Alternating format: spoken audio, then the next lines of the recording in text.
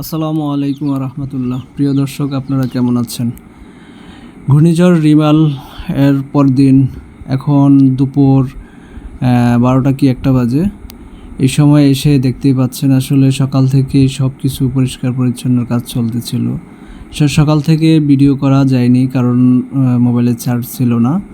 আর এখন পরিষ্কার পরিচ্ছন্ন করার পর মোটামুটি কিছুটা দেখার মতো আর কি।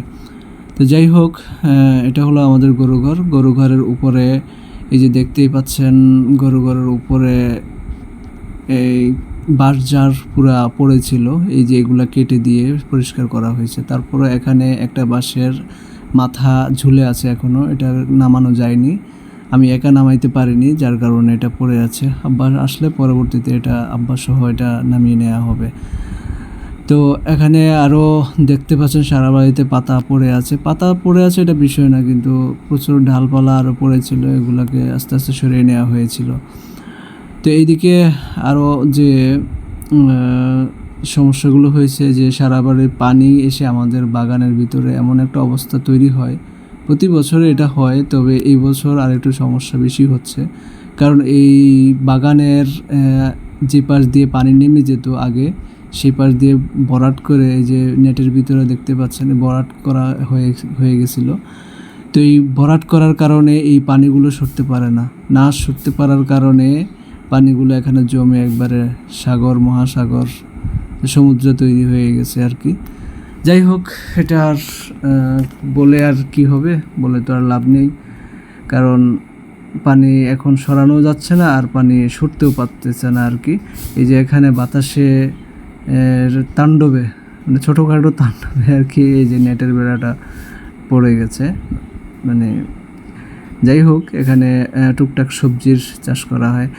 আর এই যে ঘাস ক্ষেতও মানে এদিক সেদিক মোটামুটি হেলে দুলে পড়ে গেছে। তো ভুট্টা ক্ষেতের কথা আর কি বলবো, ভুট্টা ক্ষেত গতকালের ভিডিওতে যা দেখছেন, আজকে আরও করুণ দশা।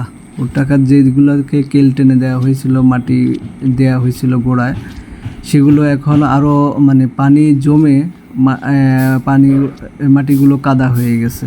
তো কাদা হয়ে যাওয়ার কারণে মাটির গোড়া আরও নরম হয়ে গেছে। নরম হয়ে যাওয়ার পর এই যে এগুলা মানে এদিক ওদিক হেলে দুলে পড়ে আছে।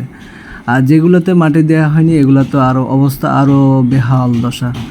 আর দ্বিতীয়ত হলো এই যে বেড়াগুলো দেখতেছেন, এগুলো সবই গত রাতের তাণ্ডবে মানে পড়ে গেছিলো একবারে, এই যে পথের মধ্যেই পড়ে গেছিলো।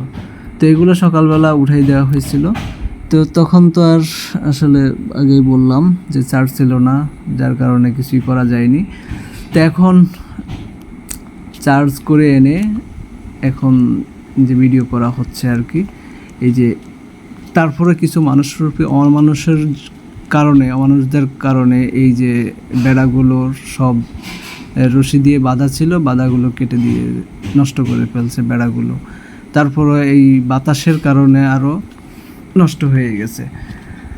তো এখন আমি বাঁধার জন্যই আসছিলাম, আগে মানে বাঁধার আগে আপনাদের সাথে একটু শেয়ার করতেছিলাম যে অবস্থা। এই যে দেখতে পাচ্ছেন সব পড়ে গেছে সব। আর কি বলবো, আসলে এটা আল্লাহরই প্রাকৃতিক একটা, এটার উপর আসলে বলারও কিছু নেই। আল্লাহ যা করেন ভালোর জন্যই করেন। আল্লাহ ইনশাআল্লাহ আল্লাহ ভালো কিছু করবেন, সে অপেক্ষায় আছি, সে আশায় আছি। আর এই যে দেখতেই পাচ্ছেন পানিও ভরে আছে। আর এই ঘাস ক্ষেতেও মাঝে মাঝে পড়ে গেছে। ধন্যবাদ আপনাদের সবাইকে। আল্লাহ হাফিজ।